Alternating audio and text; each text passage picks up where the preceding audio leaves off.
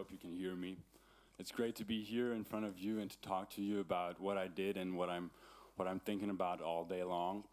So let's start with this guy. In 1961, John F. Kennedy uttered the words, "We choose the moon." By doing so, he declared that the US would try to take the lead in the space race and by that reclaim the upper hand in one of the most intense periods of the Cold War. The words of John F. Kennedy were call of duty for the scientists of that time. Just think about it. Just think about the challenge to let a human take a stroll on the moon, right? To put a human on the moon.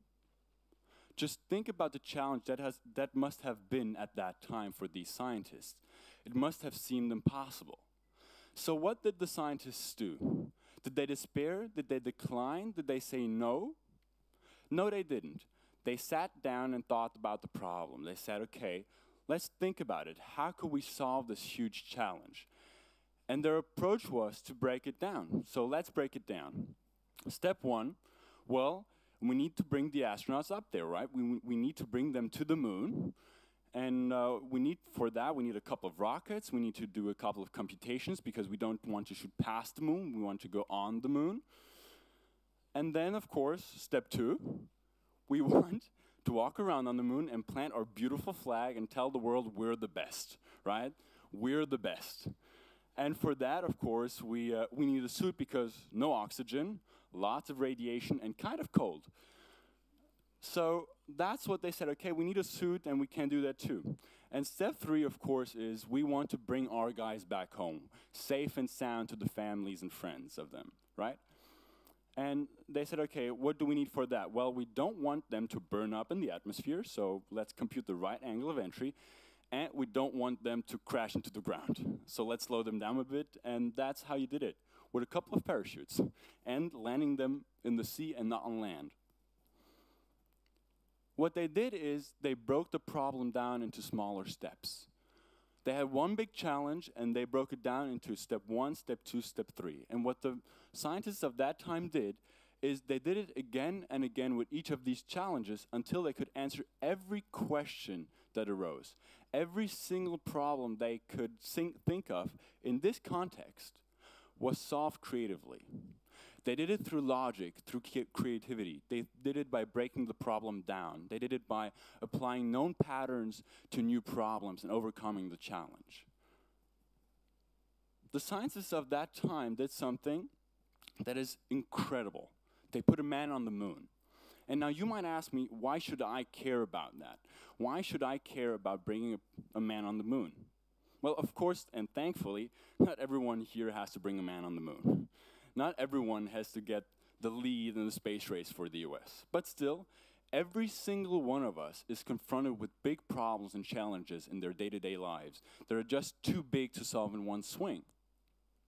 And we can think of numerous examples of that. Let's say holding a TED Talk in front of lots of people. You can't do that overnight. Or convincing your boss of an idea that he's not fond of, but you know that's a crucial point for the company. Or when you want a plausible excuse to why you were late to class. Very simple thing everyone knows. Very few things we do in life don't require this kind of thinking, don't require this kind of step-by-step thinking. But the fascinating part about this thinking is that we acquire this, we learn this. This is implanted in our brains through math education.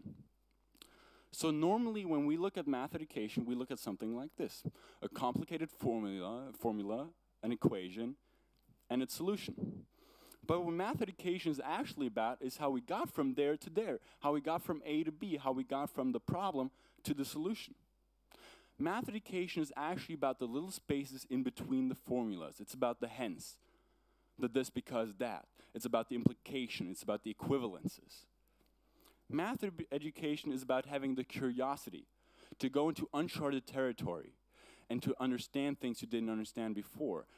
Math education is about having a big problem that you're confronted with and breaking it down so that you can solve it. Math education is about understanding and recognizing known patterns and new problems to overcome that challenge. We can sum all of that up in a couple of words. Math education, above everything else, teaches you logic, creativity, and pattern recognition. These are skills that are universal. They go well beyond a formula or a function.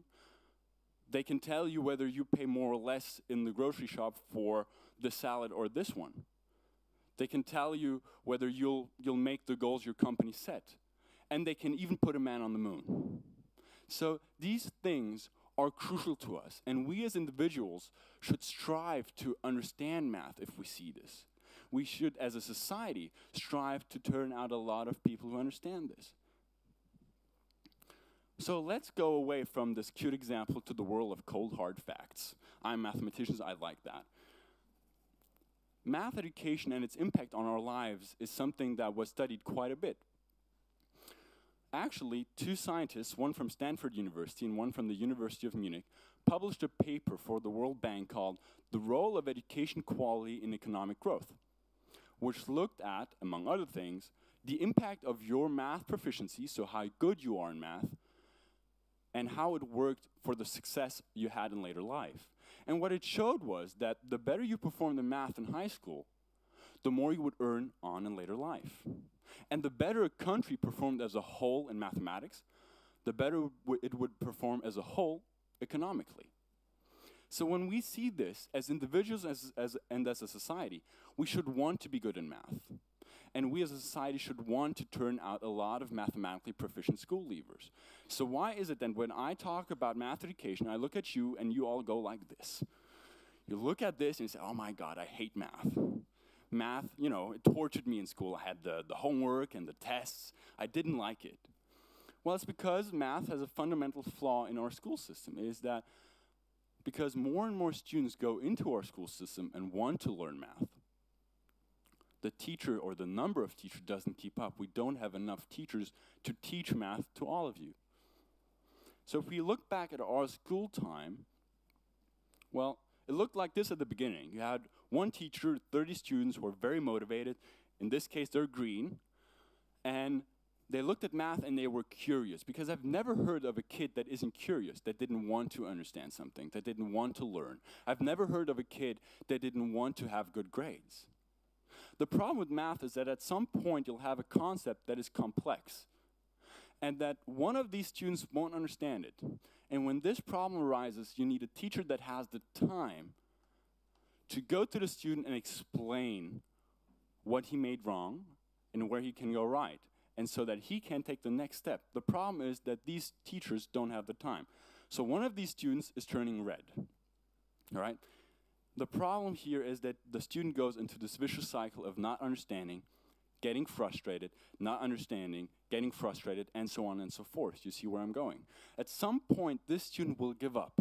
He will have lost his curiosity, his drive to understand math, his drive to learn math. And over the years, as math gets more and more complex, a class that looked like this will look like this, with more red students than green students, more students that, as many of you here, and as me too, at some point didn't like math anymore, right? We all know this feeling. And of course parents see this. Of course parents see this through the lowering grades of their children. So what is the response? The one common response is, let's get a private tutor, right? The great thing about private tutoring is that you have one teacher on one child, right? It gets you ahead. It provides you with the opportunity to understand on your own with your own teacher. And my problem with private tutoring is not that it doesn't work. It's not that it's not effective. It's not that it helps the kid. It doesn't help the kid. My problem with private tutoring is that it's crazy expensive. What do I mean by crazy expensive? The private math tutoring market, by 2020, will be close to $100 billion, meaning that families around the world will spend close to $100 billion on private tutors for their kids. And that's a problem. Why is it a problem? Because for all the families that can afford that, you have families that can't. Families that can't give their children the opportunity they need to get ahead in life. And I don't think that's the way we should go as a society. I don't think that the financial burden on families should bankrupt these families just because they want to give their children a chance. Thankfully, we live in a time of technology. And With the accelerated ascent of technology, we have the opportunity to stay true to the purpose of education. So what is the purpose of education? The purpose of education is not having one teacher and 30 students. The purpose of education is to, well, educate children. It's to teach them to think for themselves. It's to teach them how to get ahead in life, how to confront the challenges of life. And that's what it's all about. And when we look at technology, when we look at smartphones, tablets, and apps that are in the hand of every single student in the world and every single teacher in the world, we suddenly have a platform where if I develop something in Germany, every single one in the world can use my tool, my help I'm offering to all of you.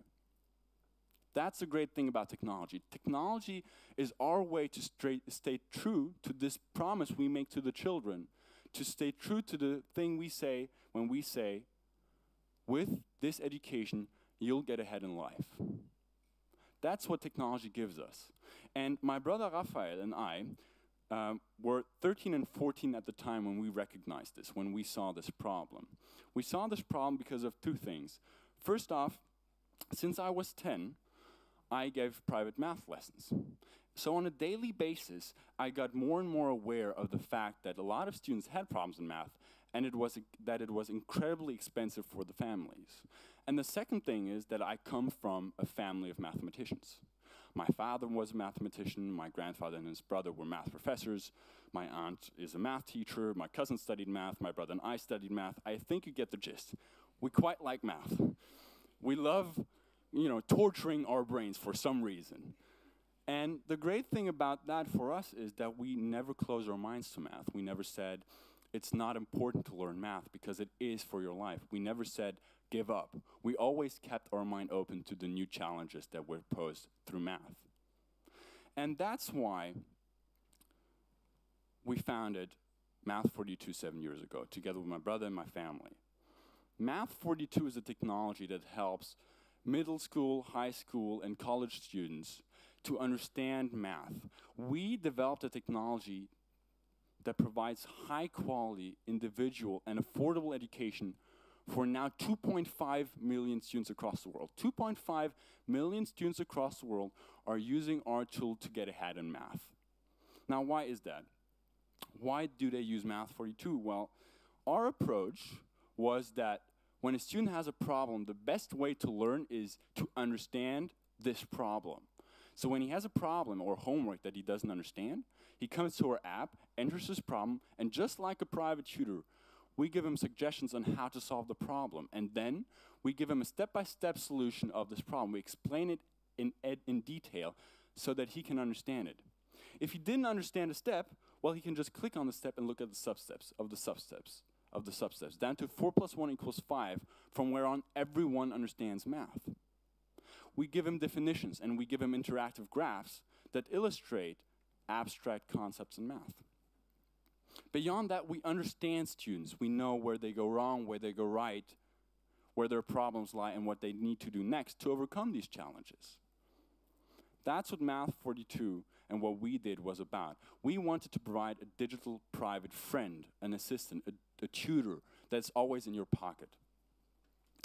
I want to conclude by saying a couple of words about math education and why it's so important to me. We as a society simply can't afford it anymore to leave these children behind. We as a society can't afford it anymore to not give the opportunity to these children.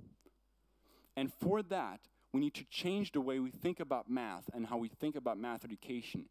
We need to unlearn the way it was before, our very rigid view of education. And we need to see the benefits of technology, the way that they help every single individual, that they make everything affordable. And we need not only to invest technologically in math education, but we need to invest psychologically in math education. We need to stop fearing math, and we need to start fostering it. We need to start being curious again about math, and we need to stop saying it's okay, it's not important. Math is not important to your life, because it is. Even if you've never felt it, it actually has a huge impact on your life. The question I ask you today is, who do you think will solve the energy problems we have today in the face of global warming? Who do you think will cure AIDS and cancer? Who do you think will cure all the diseases that get more and more resistant over time? I know who will. It'll be the kids here in Paris, in Mumbai, in New York, in Georgetown and Johannesburg that will receive great math education. Thank you very much.